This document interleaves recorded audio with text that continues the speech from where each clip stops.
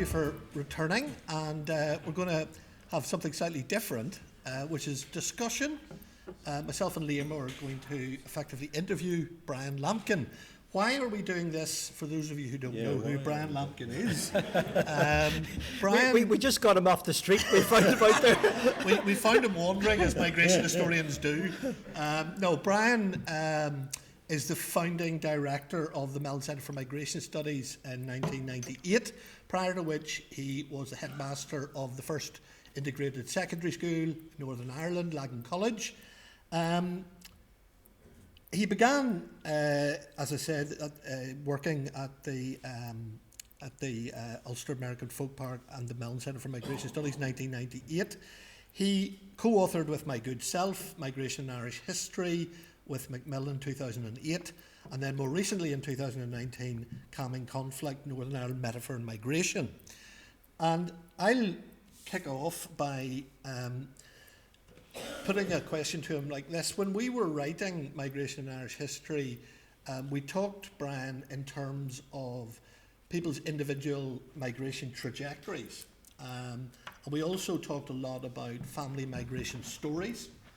And it would maybe be a nice way in if you could say a little bit both about your own personal migration trajectory and your family migration story. Okay, well, it is a terribly interesting story, actually, Paddy. Of course it is. No, but I don't know. So I better be careful, because it's listening to other people's migration stories. Suddenly things get very complicated very quickly and difficult to follow. But I think what's interesting about the question is that if it prompts, the response prompts other people to think about their own migration stories as well. And I'm still reeling from Audrey's lecture and the concept of sedentarist metaphysics, because that plays into, I couldn't agree more with what she's saying, that it's taken a long time for me personally to come to understand why I'm interested in migration. But I think it's a lot of it's to do with being interested in migration studies academically has helped me to understand my own personal migration stories, interrogating that. And I think if you look at we had for a long time, Joanne Devlin True was a colleague of ours now in Ulster University. But she says it's like, it reminds me of the beginning of her book, where she talks about, she's born in Canada, but her parents were from Belfast, and she recalls her standing in the centre, looking up at a big building, a telephone exchange in Canada. Was it in Montreal or Quebec? Yeah, Quebec, and she's 6 years old, holding her grandmother's hand, and her grandmother says, "I used to work in that building." And Joanne was kind of fascinated by understanding her own family's migration story, and how her parents came to be from Belfast and ended up in Canada. And so it's sort of, she shares that at the beginning of the book. And I tried to share a little bit of my family's migration story at the beginning of Calming Conflict, just to kind of set the context, because it needs explanation already. Lampkin isn't obviously an Irish name, even though the Lampkins have been in Ireland since the earliest is we know that they're in the second half of the 18th century, but and much further back. I think Kay, you found, what was the earliest? 1426. Thank you. 1426. Oh my goodness. On the lands of Christchurch, yeah. Dublin, so there's sort of a long story that way. But how does somebody with an English accent, and you can probably place the accent in the south of England, end up in Belfast first of all, and then migrating to Omagh, and the story is that it didn't start I didn't have a south of English accent for the first 6 years of my life, because I was born in Newcastle upon Tyne, and to Irish parents, both from a Catholic background, but it was nevertheless a mixed marriage. So my father was from Dublin, from County Wicklow, and my mother was born in Belfast, and then her family moved to Coleraine when she was, in the early 30s. So I end up parents meet in Rome in Holy Year 1950, and marry in 52. I'm born in 1953, and at that time my father, who's working as a civil engineer in England because he moved there after leaving school. There wasn't enough money for him to go to university. He eventually ended up an apprentice civil engineer in the northeast of England, the Midlands during the war, doing important national work with coal mines and building docks. So I'm 6 years old. I've got three younger brothers in 1960, and he gets a job working on Bankside Power Station in London, which is now the Tate Modern. And so the family moved south in 1960, and we get a rented house in Wandsworth. My mother's horrified to learn that she's just round the corner from Wandsworth Prison. The siren goes off quite often too.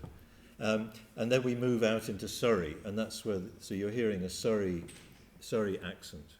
That's probably enough to be getting on with. Yeah, good. No, it's More than enough. No, right. yeah. Okay. Okay. But you get the picture. So that this is and then I get interested in conflict because my mother and father, 1968, my mother and father start right when things start to kick off here, the big problems here. They start rowing. They're listening to the news, and I just hear my mother's voice telling my father, "Dougie, don't be stupid. You don't understand. He's from the south. She understands what was going on up here," and she's explaining it to him. And they're thinking about what, So we're listening to this. So I'm interested in this. And then when I take the opportunity to come over here, this is 19. So I first come to Belfast in summer vacation 1973 to do a bit of voluntary work in Belfast. I come back and train as a teacher 75, 76, and then I get married in 77. Have to find a job. That's how I start teaching in Belfast. Thank you very much. Thank you. You did You're well probably more than you pack needed that to in. know. Yeah. Liam? Yeah. Well, we work in the centre, Mellon Centre for Migration Studies, and I have to confess, I used to be at the Folk Park. My relationship with the Folk Park was when we have 4 daughters, and they all visited there when they were under the hawthorn tree. They were all doing that as part of their and also going there when we had visitors. So that's my relationship. And I think a lot of people around the wider catchment that's the relationship with the Folk Park. If you have children, the children went there as part of your schooling. And also it was the place to bring particularly our American visitors when they came. So I mean, very lucky luck, whatever, I ended up getting a job. And one of the first things that I did, Brian, was I said, this is called the Mellon Centre. And I knew the Mellon House is the foundational building. And one of the and then also we have the Campbell House. I'm since living in Plumbridge. And I thought, right, I've got to, okay, I kind of know migration studies, read about it. But I thought, let's go back. As much as the foundational building is the Mellon House, I wanted to read, what did this man say, Thomas Mellon? And I have to say, I was saying to Audrey earlier, because she's an archaeologist, and I sometimes feel a bit of a fraud in Paddy's presence, because I'm not a historian, I'm a geographer. And there's something, I thought, well, I want to read about this man and this place. And because, if you're working in that's place that's called the Mellon Centre for Migration Studies, let's see. So not alone do we have the building, we have the writing of him. And I think, Brian, for you, what I'm told is like me in a strange way. We didn't agree this. We didn't agree to do it. You read Mellon's story once you came there. It was one of your first things that you wanted to do. I didn't manage to read it. Having worked in a school, one of the attractions of migrating from school to the centre here was to have time to read. There's very little time to read, and that first year was a whirlwind. But somehow I ended up in Minneapolis in 2000 at the time of the Hanging Chad election, and we were snowbound in the hotel. I was stuck in a hotel for a couple of days, and I brought this book because I realised it was so important. So I managed to read most of it, and that's where I kind of got hooked. And would you say that there's something about the story? I'm particularly as a geographer interested in rivers, and when Mellon leaves in 1818, he follows the river to Derry, the river valley, and he actually, when he comes back, a much older man in his late 60s, there is a train which follows the river valley, and he gets off to do homage to the river. He arrives back and he says, I dismounted to do homage.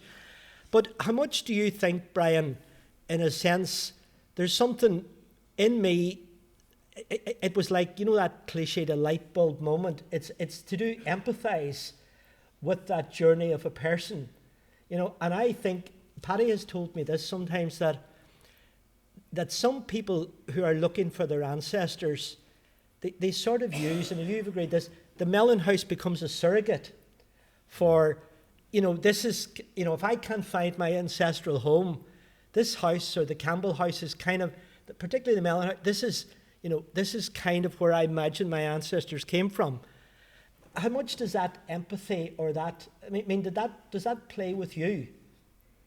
Yes, it very, very much so. And but what the thing that really got me hooked on Mellon, I think, was, and it only dawned on me gradually. But when Thomas Mellon, when he was 5 3/4 year old, when his family took him from the Mellon homestead that you visited this afternoon, and when I told you I was. Our family moved south in 1960, so it was before my 7th birthday, so this was January 1960, I was 6 3/4. I was a year older than the Thomas Mellon. And so I had a strong memory. Now, it wasn't nearly as traumatic as young Thomas's, because when he arrives in Derry, his father's on the point of death. They won't let him board the ship because he's so seriously ill, and they have to take lodgings. And there's a period when it's not known, it's touch and go whether he's going to survive. And his wife, Thomas's mother, writes to the relatives in Pennsylvania saying, "What should I do?" So that's how. So the 5 3/4-year-old is on the verge of becoming the man of the family. And I think this is. So he has a traumatic departure, and he's also got a photographic memory, and I think this plays into what happens when he comes back after in retirement. What is he? 68 when 67, he comes. 67. When he comes back, he's coming back with what he describes a very powerful mental map, which he has visited mentally in his mind. One night as I lay dreaming. That trope of the emigration songs. But it seems to have been very vivid in his case, so that he can, and he's coming back to see whether it's really as he remembered it. Yeah. And I think this is kind of when he sees the river. Yeah. He stops the Jarvie and gets off and goes down, and it's like, and he likens it. This is why the metaphor is, he likens himself to somebody doing. For him, the river Stool is as sacred as the Ganges. Yeah, absolutely. Yeah. Well, to change theme, when you arrived in 1998, we had a kind of fairly rapid conversation about what we would be, because we were a Centre for Immigration Studies. We said we'd be a Centre for Migration Studies, taking a kind of holistic approach to the idea of migrant and migration. But the big idea at that time, I guess, in the field was diaspora. That was, you had Mary Robinson encouraging the cherishing of the Irish diaspora. Yeah. You had Don Aitkenson writing the primer in the early 90s. So that was kind of the big idea really at that time. Do you kind of remember, your initial thoughts on how you came to, think about diaspora? Or did you feel like it was a kind of a new idea? Well, you see, there wasn't really such a thing as Irish migration studies was in the process of creation, and the folk part, Paddy and John Lynch were already they were just about to see through the first graduate, the MSSC students in Irish migration studies, And that was the title of the degree, Irish Migration Studies. And it seemed, the idea of, it just shows you how in those 20, 25 years, how language shifts. Diaspora, apart from people might have understood it in relation to the Jewish diaspora, the thought of applying it to the Irish case, or any other ethnic case, was kind of foreign. And you talk to people about diaspora, and they would just look at you. And because it wasn't I think now you have no problem, because it's become acculturated, it's part of people's vocabulary. But then it wasn't. And then the job was advertised for a Centre for Emigration Studies. But it struck me straight away that you and John Lynch were pioneering this Irish Migration Studies course, and the reason it was called migration was because your argument was you can't understand the emigration from Ulster without the prior immigration. And then John Gilmore I'd never been across the Atlantic before 1998. It was quite a hell of a year, really, because first of all, I'm very grateful to John Gilmore, because he took me. He complained about never getting to America. He got to America that time. And it was a very exciting time.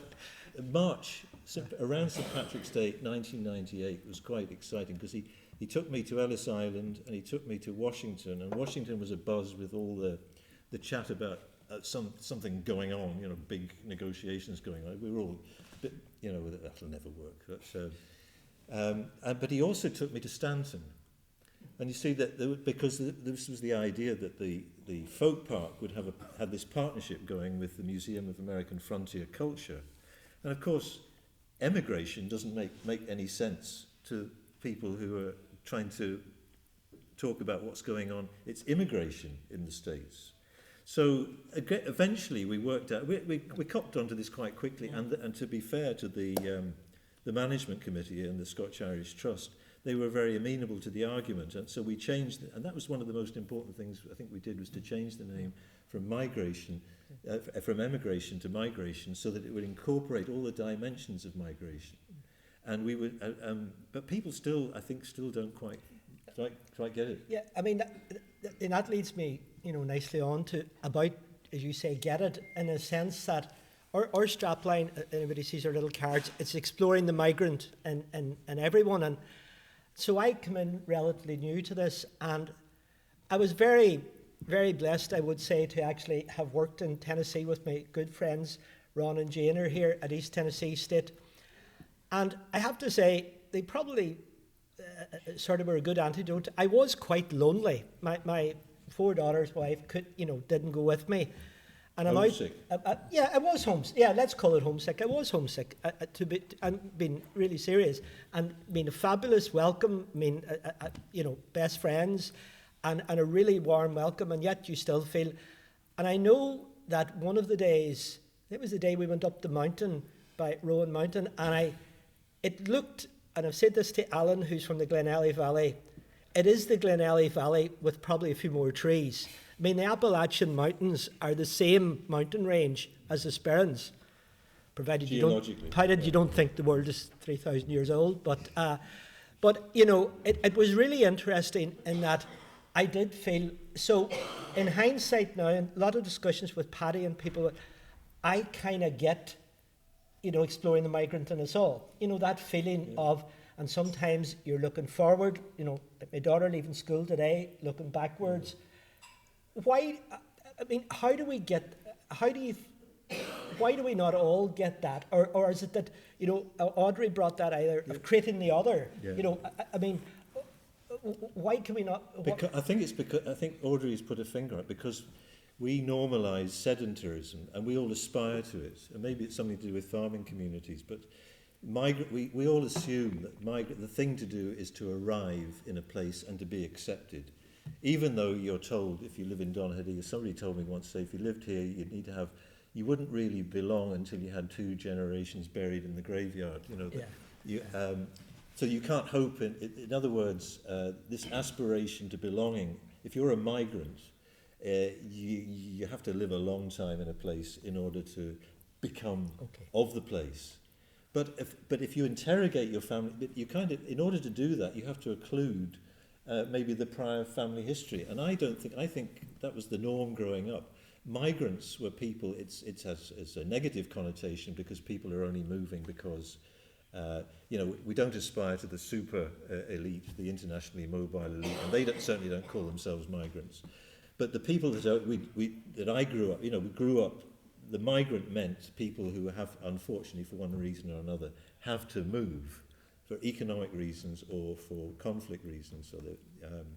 So this is the desirable thing, is to belong in a place. But how many of us, when we examine our own family histories, are actually, as Audrey was saying, that sedentarism isn't the norm? How many people manage to be born in the same house, grow up in it, and die in it, without changing place of residence? And that's what we just mean by. So we need mobility, moving home, migration is the norm. I think probably people still feel it a bit weird if I'm claiming to be a migrant because I was born in Newcastle upon Tyne and I moved to London. Which that's what everybody, that's not. It's an international frontier, isn't it? But I think if you examine the micro migration and even just moving from, I thought, you see, that's why the folk park's brilliant, because it's the basic structure, it's the representation of the structure of migration, old world, new world, and the crossing in between, and that helps people to explain it. It helped me to try and understand my move from Belfast to here, because believe me, that the Bann is it might not be the Atlantic, but it's a major. That's another story. It's another, East of that. Paddy, do you want to? The project 2019 Common Conflict, it gave expression to a long-standing interest in metaphor. Yeah. And I just wanted to probe that a little bit about why, or your own awareness, as it were, of an evolving interest in metaphor and the power of metaphor. I mean, do you want to say a word about that? Yeah, well, I think it took me. This is a long process of trying to understand why I was interested in it. But one thing that struck me was because I was interested in working in integrated education and trying to, as a history teacher, and trying to explain the Northern Ireland conflict, and then the language that's associated with conflict, and then this idea that. The idea of a siege mentality, and then it's the whole question of how do you get into a siege and how do you get out of it again, and then we're all talking about, this is a conflict emerging from. But you think the metaphor is so deeply embedded in our language that we use these metaphors without really because they're just so standard in our language that we refer to them without really interrogating them. So it was really getting into the language. Started teaching, thanks to this went back to teaching a course on migration and the Northern Ireland conflict in Magee College on the MA programme, and but then you realise that talking to students about, I was looking at analysing the language that the conflict interpreters use in order to explain the conflict, and you realise students don't really. We think we know what metaphor is, but we don't really. So I got sucked into it that way. And I mean, it's still, you need a metaphor. If you're talking about something difficult, something difficult or hard to explain, you have to have recourse to something familiar. And that's where the metaphor comes in. If you're trying to explain something difficult or fresh or new, you need a metaphor to use it. And I saw this on Saturday in Belfast, because I went along with about 2,000 other people to the SSE arena for the big discussion about Ireland's future. And what have they got plastered on the programme? Pathway to the future. Yeah. So this is all about charting, mapping a pathway to the new Ireland, and then the big debate about bringing everybody in. So it's not a literal pathway, because it's going to end up. Do you remember when we ended up talking about non-mobile migration? So we're, partition in the island. Hardly anybody. It's proportionately hardly anybody moved home, but everybody had been moved home because the wallpaper had changed. There's a border, and suddenly, having been in one jurisdiction, you're now in you're in either of one of two brand new jurisdictions, or reconfigured jurisdictions. Thank you. I mean, I'm just conscious of time, and I was going to just on a slightly lighter note. You've been to quite a few of the symposia. Is that the plural? Symposia. Any English? I think we permit either. Sorry? I think we either. Either or. Okay. Any English teachers? But no, just your own memories or kind of a few highlights of because I am very conscious, coming in, and there are so many. John put it, I think, very well. About the memories and people here, and one thing I like about I think about the people that have gathered. We've a lot of the old folk inverted commas who've been at a lot of stuff, but actually some new people as well, which I think is very hopeful. Yeah. But what's your just evolution or somebody just a highlight or two to finish before? Because I'm sorry, Warren Hofstra's not here because Audrey mentioned Warren, and that's the first time I met Paddy. First time I met Audrey, because this is the third of my 3 trips across the Atlantic in I missed your wedding. When did you get married? It wasn't in America. No. He missed it himself. I managed to get right. I got a week in Washington at the National Archives because a friend of the Folk Park had spotted an ad at the back of the Irish Times in the Methodist Notes, advertising a Durkin Fellowship because. No, this is a bit of a digression, but it was very interesting to tell you the state of the art. This was an American foundation had been set up to try and educate Irish archivists, because this guy was so appalled at the state of Irish archives for people doing, they badly organised archives of people doing family history in Ireland. So the idea was there were a couple of fellowships offered. You applied and you flown across and upgraded to business class as well. I don't know why, that was just probably incidental. But yeah, a week in the National Archives and training, because they were doing this all across the United States for just ordinary local historical societies. So you got married during that. That was June, was it? No, you can't remember. You can't remember. I told you, didn't remember. And then the two of us went back over again to go to the west of North Carolina, to Cullowhee.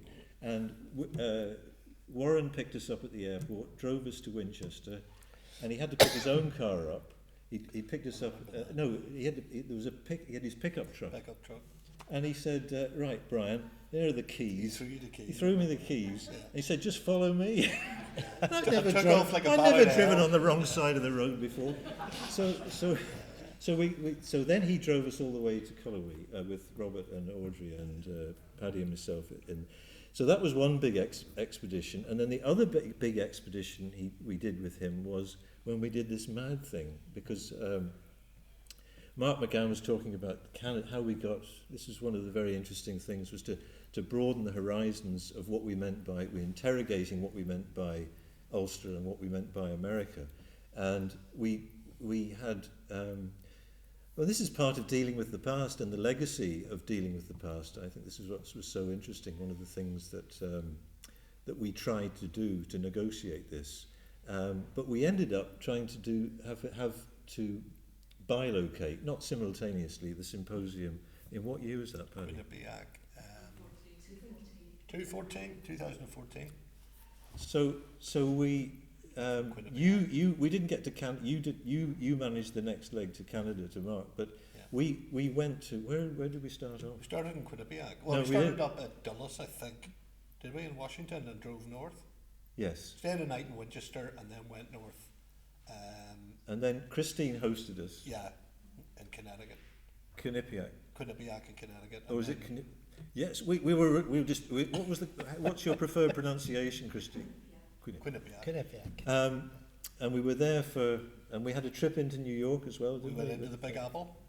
And then we set off. Not everybody came with us, but we trekked all the way to Athens, Georgia. Oh my goodness. Wow. Road trip. Wow. To have another session, a couple of days of the symposium. And the idea was that this was to make it was sort of a transition. I think we hoped it would be a transition. But so we invested in this. So we were hosted brilliantly in both places. And not everybody was in both of us. There was a few of us that were in both places. And this is the idea of, I suppose, and it's interesting to see it broadened out. You mentioned the Appalachian Trail now, which extends across the Atlantic to here. And it's a way of conceptualizing more broadly and inclusively what we mean by, I suppose, Ulster and America. It's interesting how, we talk about journeys, and I've been fascinated lately by a website that Mary Louise is here, and Brendan and the Kirby Miller. I would recommend Emma. That's how you pronounce it, isn't it? I would recommend to look at it. But it's incredible what it does when you actually get that mapping. I think, Mary Louise, you did most of it. You get that movement across the Atlantic, and you just see it, and you see the diaspora. It's just, I don't know. It resonated so much with me because and then you go down to the individual stories, which we'll hear, but just seeing it mapped as well, and and you guys were, and I know we're very glad to have John Gilmore here because he told me the last day that he was stopped for speeding, and he gave me a very in-depth account of by a state trooper. I don't know. Well, if anybody doesn't mind that, but they didn't charge him, and there's no. But anyway, look, it's journey, pathways, looking back, looking forward. Thank you, Brian. That's I think maybe there's a nice little outdoor bar might await for those who are staying. But I just want to say thanks again to for you for being here tonight. We've great partners here, some old colleagues, Anne, Christine, people from Public Records Office, people from the Trust that are here. And look, I just want to thank everybody. I'd like to thank also the hotel. I think we give them a round of applause because it was really, really lovely. We're going to do very much, but look, a lot of really good stuff happens at the sides, and I think that's what Paddy was pushing. To be fair, for in person, just give you one little thing. What can happen? I met Mark the last day in the canteen in the folk park, Mark McGowan, and William Rolson arrived, and Mark started to talk about his wife's family and a connection to the First War and St. Malachy's in Belfast. William Rolson pops in beside us and said they had just published a book, and they're in contact about his individual story, and you're going to be sharing stuff. So, it's little things like that might not get published, but actually that's the value of coming together, of being in person. So, look, enjoy the rest of the night. For those who have to catch up and sleep, get a good sleep. We will, in the morning, Paddy, you give the...